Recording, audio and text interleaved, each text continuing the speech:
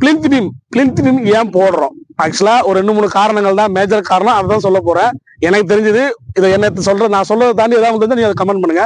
இப்போ மேல இருந்து வர லோட ப்ராப்பரா வந்து ரெண்டு காலத்தை மட்டும் என்ன ஒரு பிளிந்த் பீம் போனா டிரான்ஸ்ஃபர் பண்ணி கொடுக்கறதுக்கு மெயின் ரீசன் இதான். சப்போஸ் அதுல இந்த கீழே வந்து பிளிந்த் பீம் இல்லைன்னா மேல மட்டும் பீம் இருக்கும்போது லோடு ஆக்ட் ஆயிடுச்சுன்னா இந்த காலம் இருக்குல்ல, இது இப்படி போறது கூட வாய்ப்பு இருக்கு. ரோல் ப்ராப்பரா டிரான்ஸ்ஃபர் ஆகலாம். மெயின் ரீசன் லோட டிரான்ஸ்ஃபர் பண்ணும். அடுத்த ரீசன் பாத்தீங்கன்னா கீழே இருந்து நீர்மட்டம் பில்டிங்கை மேல் நோக்கி நகர்த்தாம இருக்கிறதுக்கு இந்த பிளிந்த் பீம் யூஸ் ஆகுது, அரெஸ்ட் ஆகுது. அதுக்கப்புறம் இப்போ நம்ம சப்போஸ் கீழே பிளிந்த் பீம் கீழே இருக்கிற எர்த்துல இருந்து வர லோட், அதாவது வர ஃபோர்ஸஸ் மூலயமா நம்ம வால் இருக்குல்ல, செவுறு கட்டுற மாதிரி தான், செவுத்துல கிராக் ஆகாம இருக்க இல்ல சம்திங் ஏதோ டிஃபெக்ஷன் நடக்காம இருக்க இந்த பிளிந்த் பீம் அதை தடுத்துரும். நம்முடைய மேல் பேரிங் ஸ்ட்ரக்சர் வந்து தனியாவே இருந்துரும். அதுக்காக அது ஒரு ரீசன் பிளிந்த் பீம் போடுறதுக்கு. இந்த மாதிரி ஒரு சில ரீசன் காரணக்காக தான் மெயினாவே நம்ம இந்த பிளிந்த் பீம் போடுறோம்.